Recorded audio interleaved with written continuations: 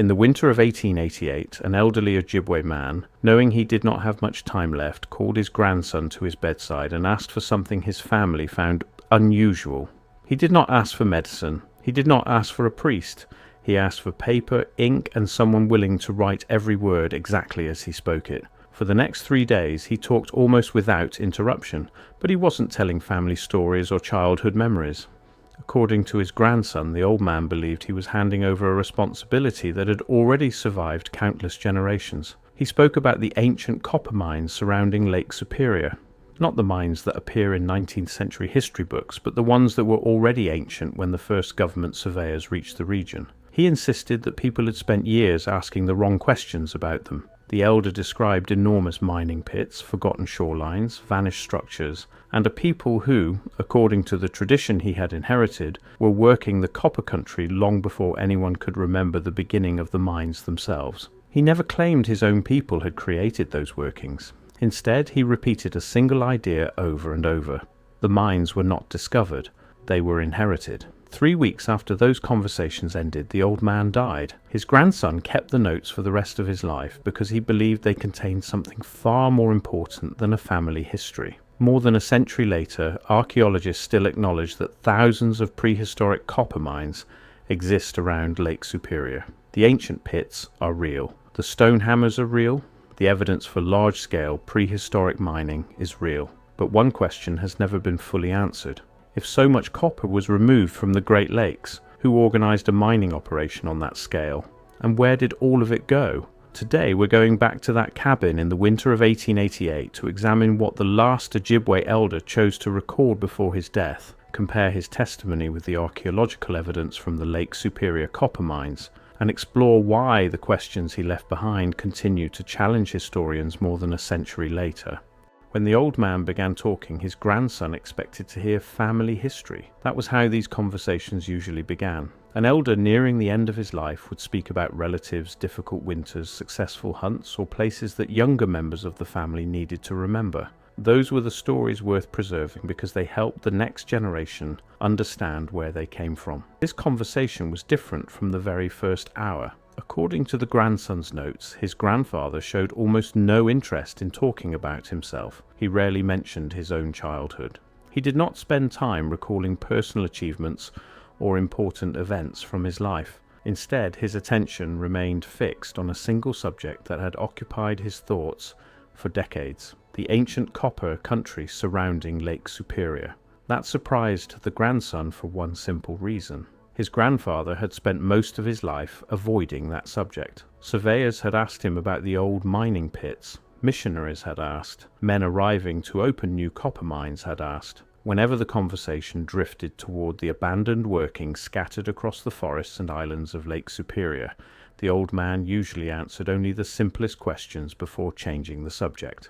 Sometimes he stopped speaking altogether. The grandson later wrote that this had happened so often he eventually accepted that there were certain things his grandfather simply intended to carry with him forever. Then, in the winter of 1888, everything changed. The family already knew he was dying. So did the old man. Perhaps that knowledge altered his priorities. Perhaps he believed the responsibility he had carried for so many years could no longer remain with one person. The notes do not explain why he changed his mind. They simply record that he did. And once he began speaking, he did not stop. For 3 days he described places his grandson had never seen, shorelines that no longer looked the way he remembered them, and mining districts that were already ancient before modern industry reached the region.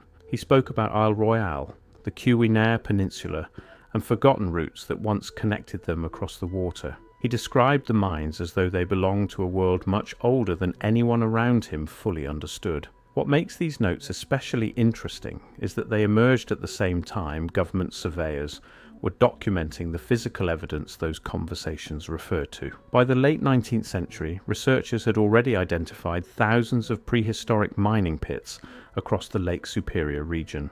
They had recovered heavy stone hammerstones, traces of wooden supports from deeper excavations, and signs that mining had continued over long periods rather than during a single generation. The existence of the mines was not in dispute.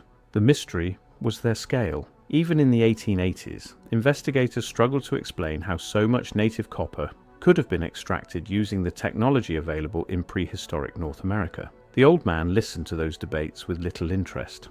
According to the grandson, he believed everyone had become distracted by the wrong question. Researchers wanted to know who had discovered the mines. His grandfather insisted the mines had never needed discovering. People had always known where they were.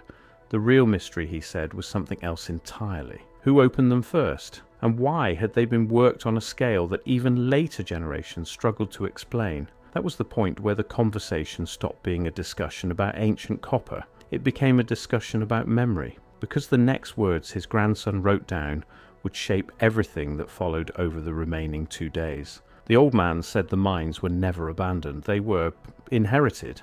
As the second day began, the grandson noticed that his grandfather was no longer speaking in memories.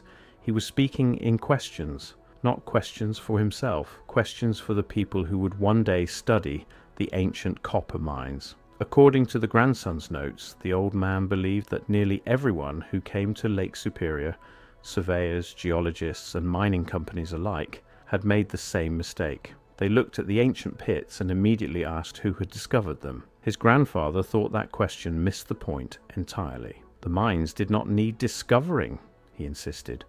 People had always known they were there. The question that mattered was much older. Who first opened them? And why did they keep returning for generation after generation? To understand why that question mattered so much to him, it helps to look at what archaeologists had already documented by the late 19th century. Long before modern mining expanded across Michigan's Upper Peninsula, researchers had identified thousands of prehistoric excavation pits scattered across the Keweenaw Peninsula and Isle Royale. Some followed exposed copper veins for only a few yards. Others reached much deeper into the bedrock. Heavy stone hammerstones, fragments of wooden supports, and evidence of repeated fire setting had been found at many of these sites, suggesting that mining continued over long periods rather than during a single season. None of that was legend. The mines themselves were, and still are, a matter of archaeology. Where the evidence becomes more difficult to interpret is the scale. The elder had never read a geological survey. He had never seen production estimates or excavation reports. But according to his grandson, he understood something that anyone familiar with large physical projects understands instinctively. Scale changes the conversation. A single pit can be dug by a handful of people. Thousands of pits cannot. Removing large quantities of native copper is only one part of the problem. The metal must also be broken free from the rock, moved across rough terrain, stored, transported, and distributed. That requires planning, labor, food, seasonal coordination, and knowledge passed from one generation to the next. According to the grandson's notes, this was the point his grandfather returned to repeatedly. The mines were impressive.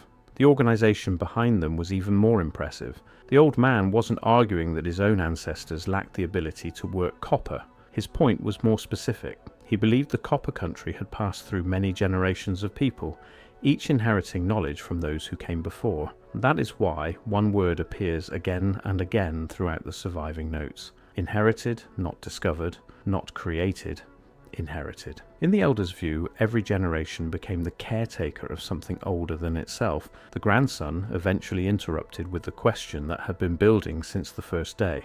If the mines were inherited, who inherited them from whom? According to the notes, his grandfather remained silent for a long time before answering. When he finally spoke, he did not give a tribal name or identify a kingdom that could be checked against a map. Instead, he described a people remembered in his tradition as having come from the direction where the son is oldest. The grandson copied the phrase exactly because he knew he did not fully understand it.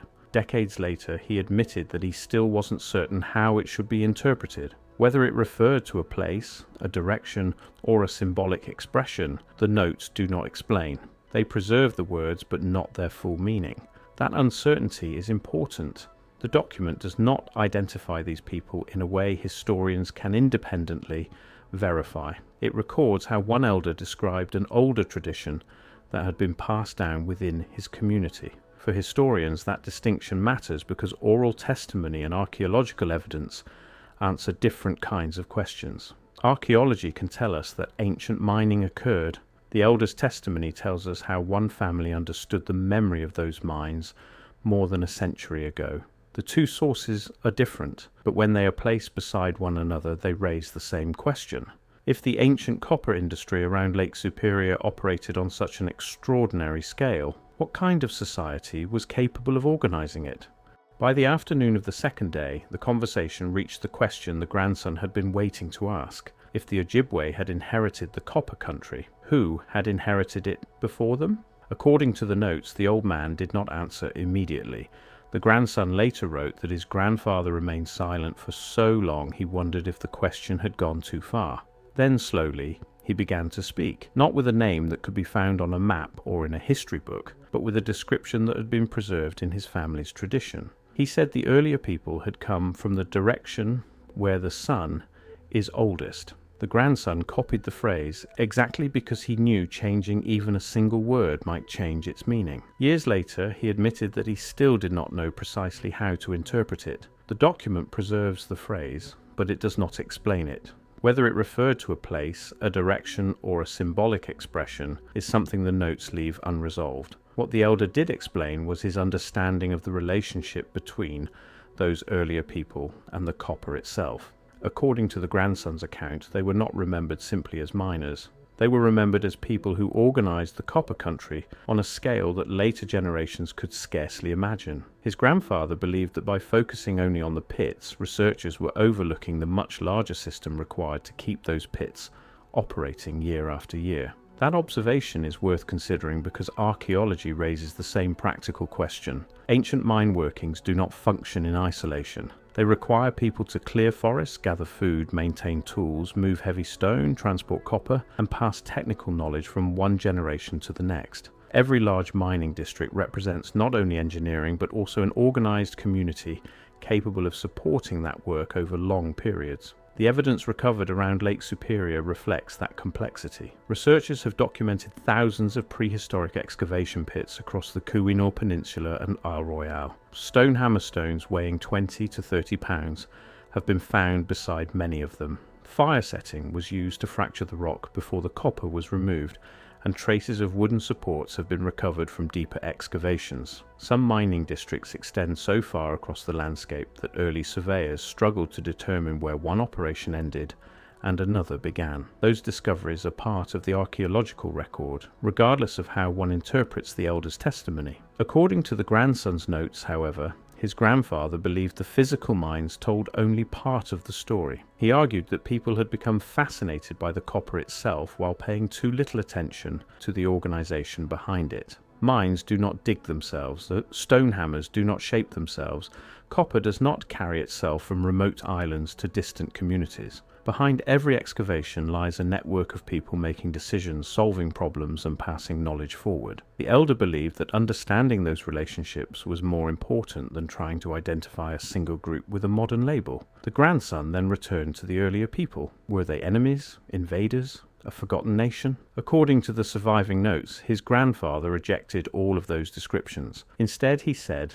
the earlier people and his own ancestors had shared the copper country. They understood the metal differently, but both regarded it as something that deserved care rather than simple exploitation. The distinction he emphasized was not ownership, but stewardship. In his view, the copper country belonged to no single generation. Each generation became responsible for preserving what had already been entrusted to it. Near the end of that day's conversation, the elder spoke a sentence the grandson never forgot. He said the earlier people did not simply remove copper from the earth. According to the notes, they listened to it. The grandson admitted that he never fully understood what his grandfather meant. The document offers no explanation, and the elder himself did not attempt to define the phrase. Instead, he told his grandson that not every piece of inherited knowledge could be explained immediately. Some ideas, he believed, had to be preserved first and understood later. Whether one interprets that final statement as metaphor, cultural teaching,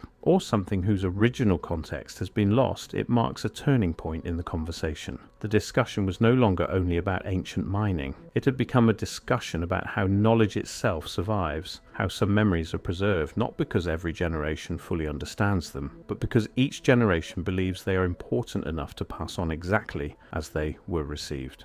By the morning of the third day, the grandson realized his grandfather was no longer trying to answer individual questions. He was trying to show him a larger picture. Every time the conversation returned to the mines, the old man gently redirected it towards something else. According to the grandson's notes, he became impatient whenever people spoke about the ancient workings as though they existed only to produce copper. In his view, that way of thinking reduced an entire landscape to a single resource. The mines mattered, but they were only one part of a much larger system. The elder reportedly argued that usefulness alone could never explain what archaeologists were finding around Lake Superior. Copper is valuable, no one questioned that, but value by itself does not explain thousands of excavation pits spread across islands, forests and shorelines. It does not explain generations of labor, specialized mining techniques, transportation networks and the long-term coordination required to keep such an operation functioning over centuries. According to the grandson, this was the point his grandfather returned to again and again. People were looking at the copper. They were not looking at the system that made the copper possible. Then the conversation shifted in an unexpected direction. The old man began speaking about water, not as a boundary, not simply as a route for travel, but as something inseparable from the mines themselves. The grandson carefully recorded this because his grandfather repeated it several times. The mines were one part of the work, he explained, but the lakes were another. Separating the two caused the entire story to stop making sense. Unfortunately, the surviving notes never explain exactly what role the water played. Years later, the grandson admitted he could not confidently translate that portion of the conversation into English without losing important meaning. Rather than invent an explanation, he chose to preserve the words exactly as he had received them. The old man then described something even more difficult to interpret. According to the notes, he spoke of structures that had once stood near the shorelines and around parts of the mining country. The grandson eventually translated the description with the phrase, "dressed in earth." He openly admitted that he did not know precisely what his grandfather meant. Did it describe buildings that had gradually become buried, structures intentionally covered, or was it an expression whose full cultural meaning could not be carried into English? The document does not answer those questions. Instead, it preserves the phrase exactly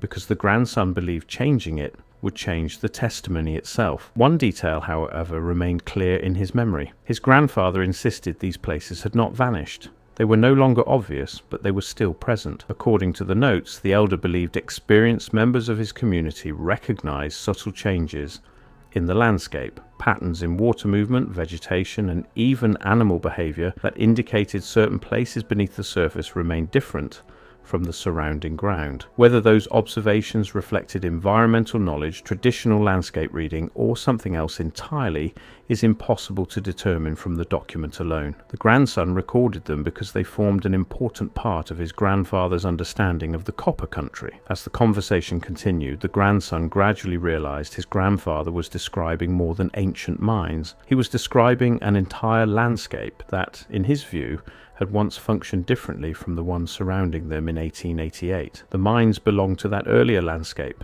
The shoreline structures belonged to it. The knowledge associated with them belonged to it as well. And each of those elements, according to the elder, came from a time he referred to only as before the silence. The surviving notes preserve the phrase, but they do not define it. Naturally, the grandson asked the question anyone would have asked: what happened to those people? According to the notes, his grandfather remained silent for a long time before answering. When he finally spoke, he did not describe a battle, an invasion, or a single historical event that could easily be placed on a timeline. Instead, he said they were not taken by war and not taken by winter, but by what came after. The grandson faithfully recorded those words while also acknowledging that the elder never fully explained what he meant. For historians, that distinction is important. The document does not provide a verifiable historical explanation for the disappearance of the earlier people described in the elder's tradition. What it preserves is the testimony itself, exactly as the grandson believed it should be remembered. And by the end of the third day, one thing had become unmistakably clear. The old man's purpose was not to solve the mystery of the Lake Superior mines. It was to make sure the questions surrounding them were not forgotten. By the afternoon of the third day, the grandson had stopped trying to interrupt. Every direct question seemed to lead somewhere larger, and his grandfather rarely answered in the way he expected. Instead, he spoke patiently, adding one detail after another until the meaning slowly emerged on its own. According to the notes, the old man no longer seemed interested in explaining the past.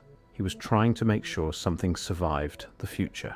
The grandson asked one final question. If the people who first worked the copper were gone, what happened to everything they built? The answer was unlike anything that had been said during the previous 2 days. According to the surviving notes, the elder described places that had not been destroyed and had not simply disappeared with time. He believed some had been deliberately placed beyond immediate reach.